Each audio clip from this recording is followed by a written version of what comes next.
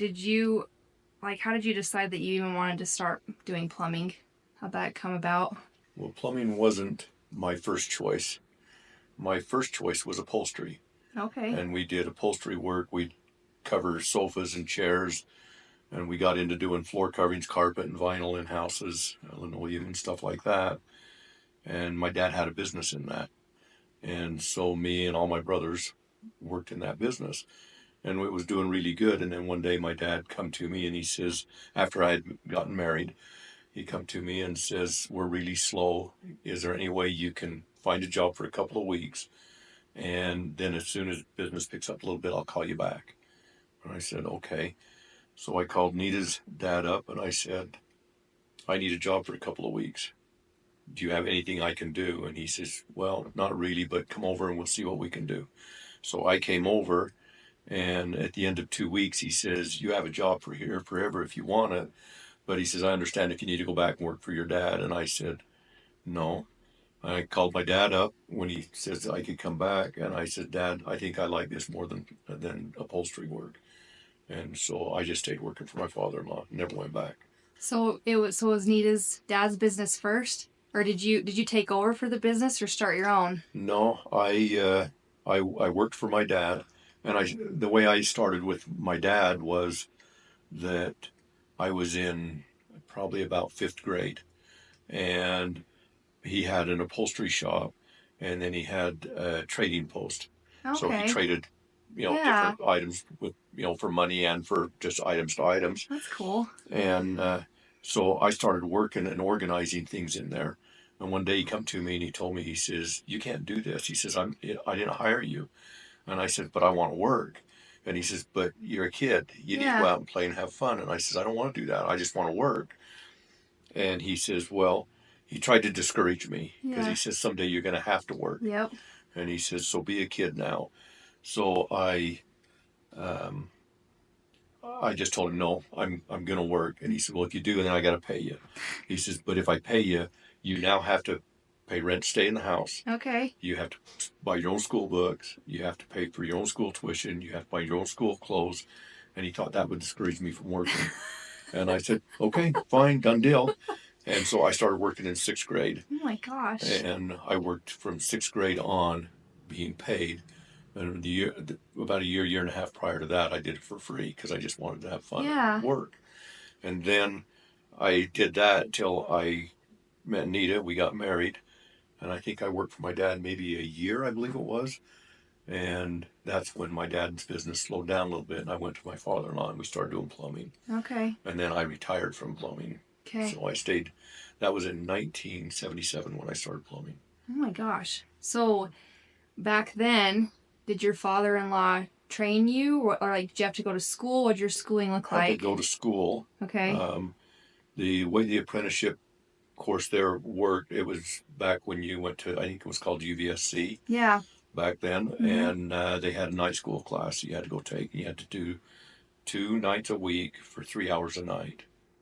And we were married. We had started our family, so it was really hard. And we lived in Lehigh, and I worked in Spanish Fork. Mm-hmm. And so I would stay work. I'd work all day, then I would leave there and go to school. So I would get home from school till 10 o'clock at night, and we'd do that twice a week. With the apprenticeship program back then, um, it was a 4 year course, Okay. and you at the end of that course, 4 years of school, you could go into commercial or residential both. It doesn't matter. You was licensed to do, journeyman for everything, and that was only journeyman. Then you had to go take another test for contracting on Okay. top of that with the state. But if you got good grades in school and you didn't miss any school, you could do it in 3.5 years. So I did it in 3.5 years because I didn't want to Yeah. prolong it for another Yeah. 6 months. So I got out of that and I worked for her dad for that 3.5 years. And then I continued to work with him for a while. I think about 10 years is what I worked for him. And then I went to my plumbing contractor's license test. And then I went out on my own. That was the first time I went out on my own. And I sold that business to my little brother. Nita's dad ended up with cancer, and he called and asked if we could come back and help him. He couldn't work, not doing very good health wise. So I told him he had 7 years. 7 years, then I was going to start my own business again. Mm-hmm. So we sold our business, come back, work to him for him, and it was only about 6 years or so, and he passed away. And then we kept his customers happy and what customers we had, and we just moved on from there. Is that Heritage Plumbing when you started that one? Yes. Okay. Yeah. And so is Heritage Plumbing still going today? It is. Did you sell it? What we done is Heritage Plumbing, and the reason it's called Heritage Plumbing is Nita's grandfather started plumbing, and it was R. Dean Johnson in 1936, 7, somewhere right in there. Yeah. He was the second plumber in state of Utah to get his plumbing license. Wow. And he started a business in Spanish Fork. Then when he retired, he had a son and 2 daughters, and none of them wanted the business. And so his one daughter, Renee, was married to Jay, and he decided he wanted to get into plumbing. So when Dean retired, Jay took it over. When Jay got cancer, he ended up with cancer 4 times, and we took it over. And so we called it Heritage Plumbing because it started out R. Dean Johnson, J. Ainge Plumbing. We went to Heritage Plumbing because there was a Heritage of Plumbers, and that's why we got to Heritage Plumbing. Oh, I love that. And now Heritage Plumbing is owned by my youngest brother. Okay. And so it is still going. Oh my gosh, that's really cool. Been going for a lot of years. Yeah, that's crazy. How is the schooling or do they do an apprenticeship program now? How is it different today than it was back when you did it? Now, back then when I did it, anybody could sign up and do it. Okay. It didn't matter. You didn't have to have any prior education or knowledge or anything. And now you pretty much have to have the equivalent of a bachelor's degree in order to sign up for the plumbing course. Wow. And you start off with 3.5 years, and then you sign up again for your 4th year. And 3.5 years is residential plumbing. The extra year is for commercial plumbing. Okay. And so it's different just because the education you have to start it. Yeah. Do people typically stick to one or the other? If someone goes the extra schooling to get the commercial part, are they going to just stay doing commercial, or are they going to do residential too? How does that you usually get work? kind of both, but the more things are going and evolving, it's getting to where people specialize now. So there might be a plumber, and even though he's went to school and he's got his license and he's capable of doing water lines, drain lines, service work, and whatever in residential, people are specializing, so all they do is water lines, or all they do is drain lines, Okay. or all they do is set fixtures. And those guys that specialize in there, they don't know how to plumb anything else. That's all they do. And there are some people that do that. That's all they do in their whole life. Yeah. Me, I wanted to do all of it. Yeah. So we did water and sewer lines in the road. Okay. We did sewer laterals coming in. We plumbed houses from start to finish, and we did the same with commercial. And then we did all the service work to keep them going and maintain them and take care of them in both commercial and residential. Okay. So, just for me and people that might not know, residential is just houses. But when you say commercial, is that the in the ground stuff, or is that like businesses, buildings, big buildings? How do you differentiate the two? The state defines it as a duplex or smaller, Okay. a single family dwelling or a duplex. That's residential. When you get to 3-plex or bigger, that becomes commercial. Okay. Or if it's a business downtown or a big business, in an industrial park, that's commercial stuff. Okay. Yeah, that makes sense.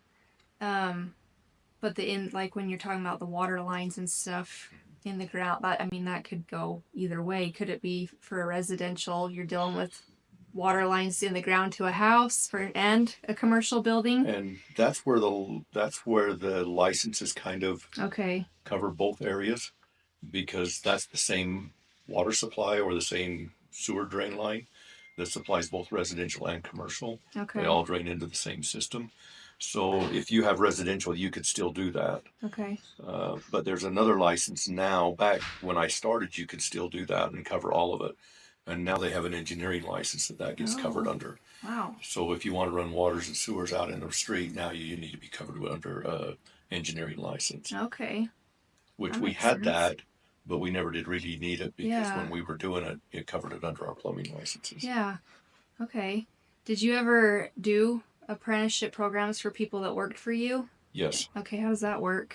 What we used to do is we would encourage a person to come and work for us if they were a good employee and they did what we wanted, they tried hard, they were the kind of employee we were looking for, then we would offer them to pay for their schooling if they would go to school. Yeah.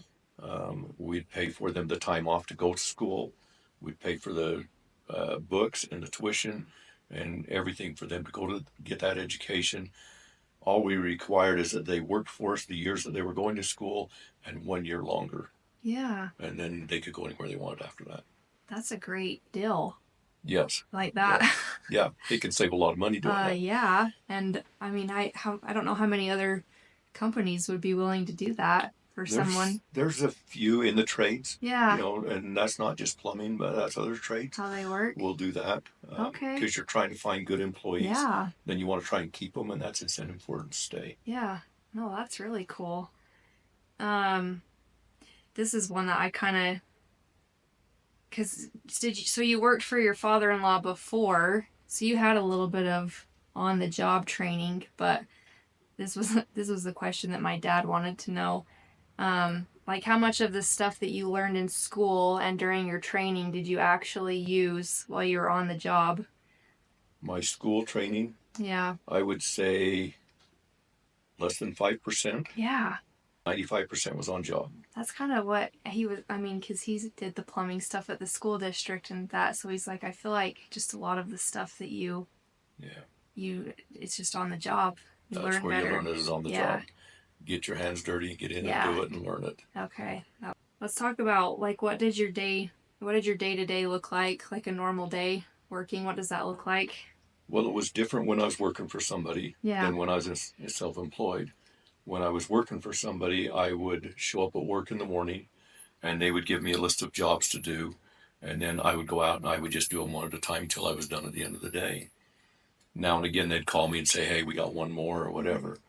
And that was pretty much my day. And I didn't choose where I went. I went wherever they told me to go. When it became my business, then I was able to choose where I wanted to go and how I wanted to do that and schedule it my way. But our day started in the morning, and sometimes it could be 5 or 6 in the morning because we'd go out in the office and do a certain amount of book work or scheduling or getting parts ready to go.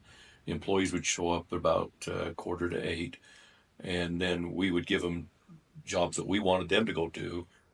And when the phone rang, then we had to find a way to get that job done too, because we believed that when that person called, they needed that done then.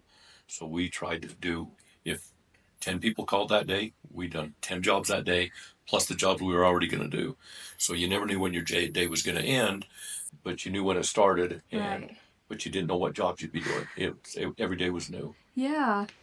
That's great. I'm sure the customers love that, though, knowing that they could rely on you. Yes. They could call you and you'd get it done. Because, I mean, important. Plumbing, it's an emergency. They're calling you for a reason. Something's wrong. Well, I had a different definition of emergency in most cases. I had a job one time where the lady calls me and it's an emergency. I'm living in Lehigh at the time. I drive clear to Spanish Fork, get my truck, drive all the way down to her house, and she's standing there washing dishes, and she's like, I don't know what it is, but water keeps leaking out from underneath the sink. Oh, geez. And she's washing dishes. Well, the P-trap on the bottom of the sink had a hole in it. Well, if you'd just drained the water, the emergency would have been gone. That was a Sunday afternoon. Yeah. And I'm like, okay, I don't do emergencies much. No. Because most time people, what they declared as an emergency wasn't really an emergency. Right. It's something that you could put off till tomorrow and get it during normal hours. Yeah. So we did emergencies, and we had some that really was emergencies. Told Nita about a job in Provo. It was about a 100-unit apartment complex. They called me. It was on a weekend. and they said, we got a water leak. We need somebody now. We get in the truck, we run over, and the water line's got a leak in it, spraying across the room and hitting the electrical panel. Oh, yeah. And it's like, that's an That's emergency. an emergency. Yes. So, Oh my yeah, we would do gosh. those things. Oh my goodness. That's crazy. That might bring us to, well, yeah, so emergency calls. While we're on the subject, we could talk about what's the craziest experience you've had. Just maybe a call that you've had that was like very memorable.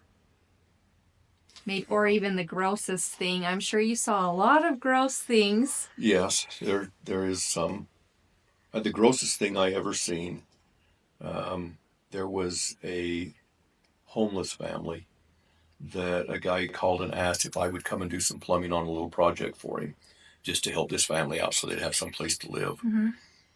And we got down to where I needed to set a toilet and hook up a sink, and they had set the toilet on a piece of pipe, and then they can start to use the toilet, and they couldn't flush and it couldn't drain, so it filled clear up and over the top of the toilet.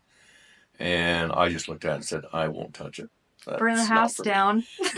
You put it in there, you go clean it. Yeah. So they went out and cleaned it, and I'm like, that's got to be the worst I ever seen.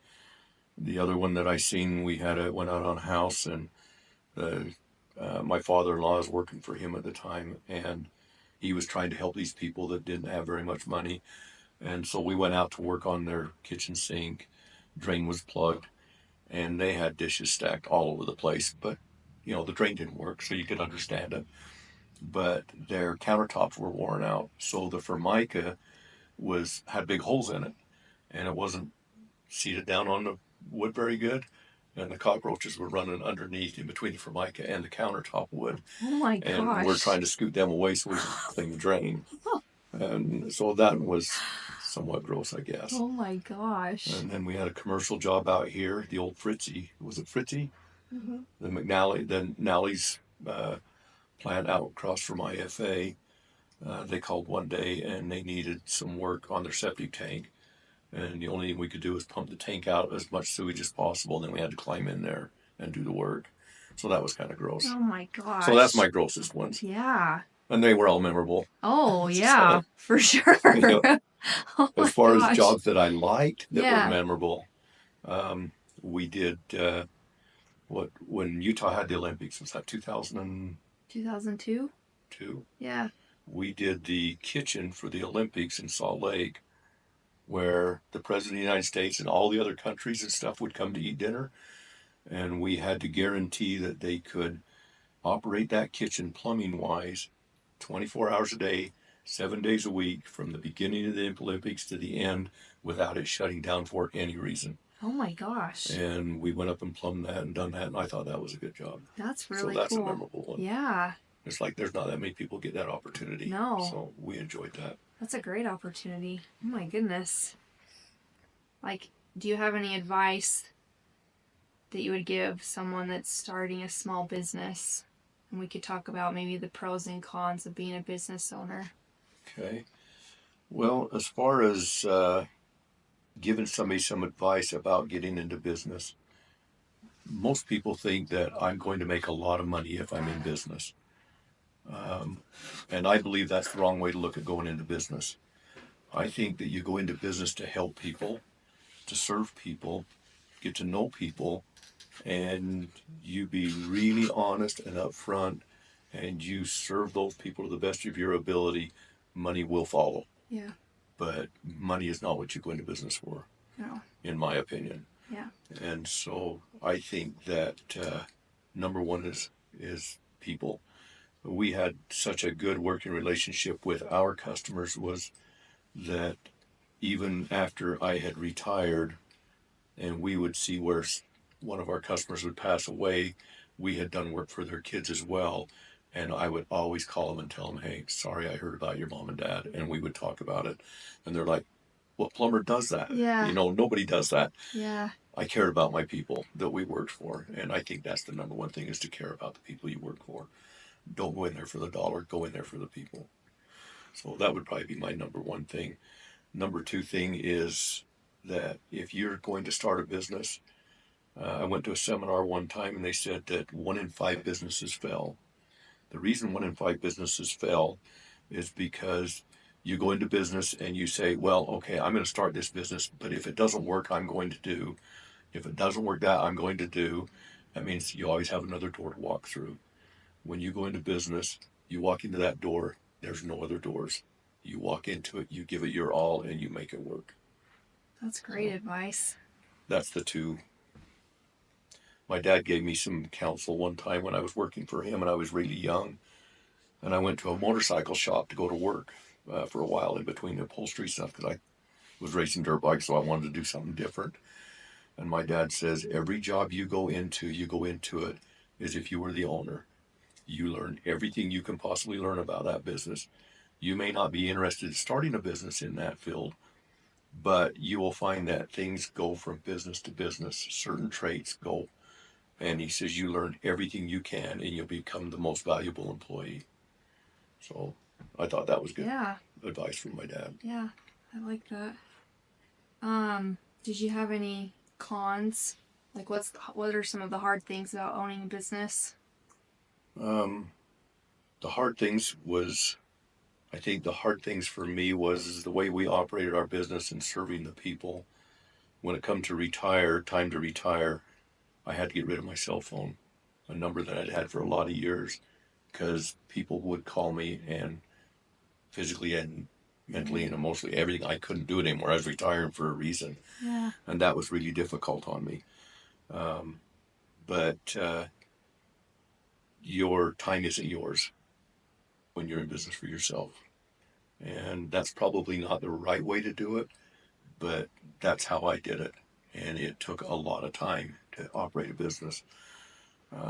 If I wanted to take a vacation, I don't have paid vacation. If I got sick, I didn't have a sick day. And there was times I'd be out in the office 2 or 3 o'clock in the morning doing paperwork because I didn't have time to do it during the day.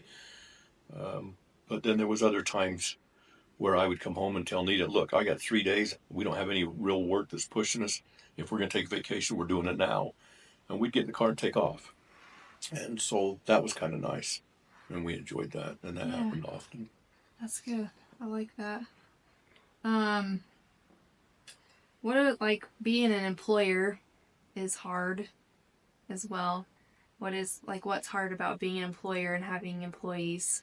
Some of the issues that you might run into with that. Well, I, uh, I always had, when I would do interviews for new employees, I'd always ask them, what do you expect from my company? What are you coming for? What is it that you want to gain? And I wanted to hear their answers to see, how genuine they were going to be. What do you want from me? And then I would always say, okay, um, this is what you want from me, but this is what I expect from you. Are you willing to give that? And I would always ask, um, how's your driving record? And every one of them had the perfect driving record. Our insurance company, if you had one ticket, they would not let us hire that person off of one ticket, a moving violation ticket. And I had people that would call me, I'd hire them, and it'd be like, say, a Friday, and they call me in the middle of the week or the weekend on a Sunday or Saturday and say, hey, I'm sorry, but my license is revoked. Could you still hire me? I was like, what? So trying to find somebody that was really honest and really cared, that was tough. That was really hard for me because when I said something, I meant it, and I wanted to be honest, and I wanted them to be honest. I had one employee that filled out the paperwork. I'm reading through his resume, asked him what he wanted from our company, what he expected to get from our company, and he says, "I expect to work for you for approximately 2 years. I'm going to get a list of all your customers, and I'm going to take them and go into business for myself." And I thought, who's going to hire you? I'm not. So a lot of interesting things like that when Yeah. you're trying to hire somebody. So I like people to be honest. Yeah. For me, It makes a that's huge important. difference. Yes. Yeah. That's good. Um, this is kind of random, but How do you figure out what to charge? Like, because you have your parts if you have to replace stuff. So you have to charge for parts and your time. Mm-hmm. Like, is each job different? Do you have a flat rate for how you charge for your time? Is it that, I mean, I feel like you could charge if it's a pain in the ass job. There's a charge for that. Well, sometimes you want to charge for Yeah. that. See, how do you Yeah. do all that? Yeah, sometimes the customer can be that way, and you're like, okay, I'm going to charge you double, and then you Yeah. won't call me back. But Yeah. no, I didn't have a problem with that much. But when I first started business, it was what's everybody charging? Yeah. And then you kind of base your prices. And usually you say, oh, okay, I'll do it for $5 an hour less than they will. Mm-hmm. And you think, oh, wow, okay, I'm going to stay busy. I went to a seminar one time, and the guy says, how do you add up what you charge for to your customer? How do you know what to charge? And I'm like, well, just call around. He says, that's the first thing you never do. You never call around to find out what the price is. He says, it doesn't matter what the price is for them. Everybody's overhead's different. True. You get some people that advertise on TV and they're paying that money. They got to recover that money somehow. So they got to charge for it in their price. You get a guy that don't charge for TV or don't advertise on TV. He don't have that. He's got lower overhead. He can charge less money. So he says the best thing to do is to sit down and add up every bit of your costs. What does it cost you? The insurance for your truck, the insurance for your employee, if you have to pay overtime, sick days, vacation days, you know, what are you paying per hour? What's the maintenance on your truck to replace the tires and the oil and the maintenance on your truck? The power that it takes to run your office, your secretary that's not out doing the job, but she needs to be paid. How do you figure all of that up? And he says, just go home, add it all up and see what it is. So I thought, okay, I'm going to find out I'm making a lot of money. So I go home and I sit down and I start writing it all out on paper. Found out I was losing $40 an hour. Oh my. And I'm like, that can't continue to happen. So I thought, all right, I'm going to find out if the guy's right. It doesn't matter what you charge. Your customers, if you treat them right and do what you tell them you're going to do, they will come back. Yep. So I thought, all right, I got to raise my prices. I raised them $40 an hour. And because I was charging $100 at the time and I went to 140. And I thought, I'm going out of business. I know I'm going to go out of business. And my customers still came to me. They were just as happy at 100 as they was at 140. But I was happier because now I could pay all my overhead and I wasn't struggling. So you never call around to find out what the price of the other guy is. It doesn't matter. Yeah. He can charge whatever he wants. He might be losing $40 an hour. And you're saying, well, I'll do it for $5 less. Well, you're losing 45 and he's only losing 40. Yeah. You'll go out of business first. Well, in my mind, too, a small business, there's some loyalty there. If you do a job and I'm really happy, I'm going to be loyal to you. I'd be happy to pay you what you want to help you out, too. Yep. For your family. And that's exactly how it works. Yeah. Yep. That's why you don't go to work for the dollar. You go to work for the people. Yeah. Because if you make those people happy. So my theory was when I'd send a guy out to do a job and he was going in to do a service call, when he left, that house was cleaner when he left than he was when he got there. And he's like, well, how do I do that? And I says, you take in your soap, you take in your towels, and you wash that sink or you wash that tub. You clean everything up and you make it shine. And I said, if there's any hard water on the faucet, you take and clean that off and you make that sparkle. So when they walk in there, they see it like, wow, look how clean this is. Yeah. And they will call you back, and they do. Yeah. No, that's a great philosophy, and it worked well. I think it worked well for you. Yes, it worked really good for us. What are, like, I mean, lots of people have a misunderstanding, I think, of plumbing too. Like, what are some things that you would want the public to know about it? I mean, sometimes I feel like when you have to call someone to come fix something for you, there's already an automatic, maybe a negative vibe that like, oh, this is going to be so expensive. Like, what are some things that you think are misunderstood? Well, we had a thing where we gave free estimates, even if it was for a service call. And that service call was only going to be $140. But we'd give you a free service call, or a free estimate. We'd come out, look at the faucet, hear what's going to cost to fix that. We had a lot of customers that would call us on the phone, how much do you charge? I said, I don't know, what kind of problem you got? Well, I've got a sink that leaks. Well, where's it leaking from? Well, I don't know. Well, I don't know how to price that then. Yeah. I can't see it. So in order to be fair to you and fair to me, I need to look at it. But I do that for free. And they said, yeah, you'll get in my house and then you'll just upgrade it and you'll charge me and I can't get rid of you. And I said, all you got to do is say no. We'll turn around, walk away, and we won't bother you at all. We'll never call you back. We walk out the door and we're done. I would say 75% of the people let us do that. And we would leave and they would always call us back. Oh, well, I called so and so. Yeah, we want you back here. And then we would come back and we'd do the job. But we have to see it in order to price it. Yeah. And if you, we were also under the belief that if that homeowner wanted to fix it themselves, that was good. I believed in if you can fix it yourself, do it. Yeah. Ask me questions. I'll tell you how to do it. Most people didn't have the tools, didn't want to spend the money for the tools. It was cheaper to hire us to do it. Yeah. So. Well, and you have to be paid for your time. I mean, Yep. You go to the doctor. Yep. You call the doctor plumber to come look at what's wrong. You need to be paid for your time. And then Yep. I like the philosophy you have too of if they want to fix it, great. Yep. You're not going to try to upcharge them on anything or take Well, advantage of them. If you do, you lost that customer. Yeah, for sure. People are smart. Yeah. But sometimes we overthink things and we don't trust the guy that's coming because we don't know him. And so have him come out to your house. Just be smart enough to say, I don't like what you're telling me. Yeah. Leave. Yeah. But if you believe in it, then have him do the job. Yeah. And so I would come out, and I don't believe in pressure sales at all. No pressure at all. I was talking to a guy the other day. Says when he sends a plumber out, he better come back with at least $2,500 to $4,000 every job he does. I don't believe in that type of work. You go out, you repair what they need. Don't try and scare him into doing something. You'll have a customer. Yeah. That guy's in it for the money. Yes, exactly. Money driven. Yep.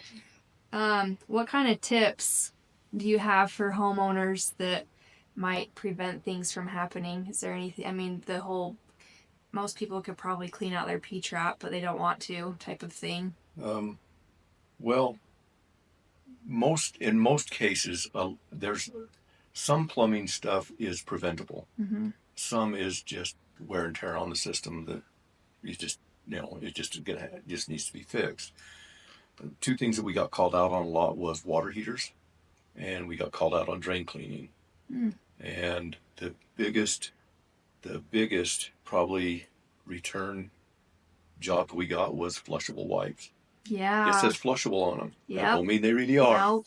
So, but people would use them and they'd say, well, it says flushable, so I'm going to continue. Okay, call me next month. I'll be back out and clean it for you. Eventually they will get smart and they'll quit using them. But if you run a lot of hot water down your drains, very rare will you have somebody come out and clean your drain.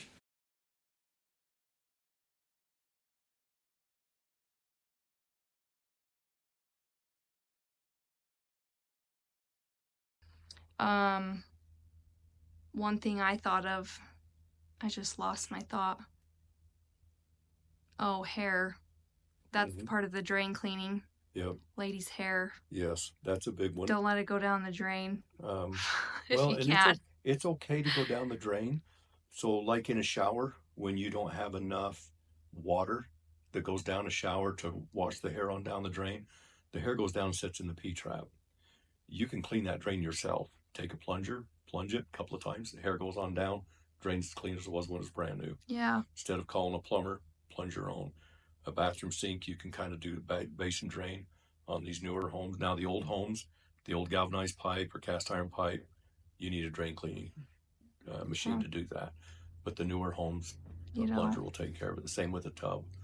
You can just plunge it a couple of times and the hair's gone. And so that's really not a real problem, other than some people say, you go there and you clean the hair out and they're like, oh, I ain't touching that. That's gross. And it is gross. But, I'll pay you to do it. So I clean mine out all the time. Yeah. It is gross. And it's the best and thing it's to my do. hair. And it saves you that service call, of cleaning that drain. Yeah. Okay. Is there anything else that you want to add about any of it or that you'd want people to know? Enjoy what you do. Just have fun and enjoy what you do. Yeah. It makes a huge difference. Yes, it does. Makes it really does. it go by faster and not so miserable. Yeah, yeah, because we've had jobs where I remember when there was they called it a Polar Express come through, and we got really cold here. This is a lot of years ago, but it was in the negatives, like -20. We had people's houses freezing up in the middle of their house. The pipes, because in the middle walls, because the air can circulate between a crawl space and the attic and different things. We didn't insulate very well at that time. And I would go out there and I was just having fun. I was just enjoying it. You'd set your tool down and it would freeze to the ground, so you carry a hammer in your pocket so you can knock the tool loose. But I had fun doing what I was doing, and I enjoyed that.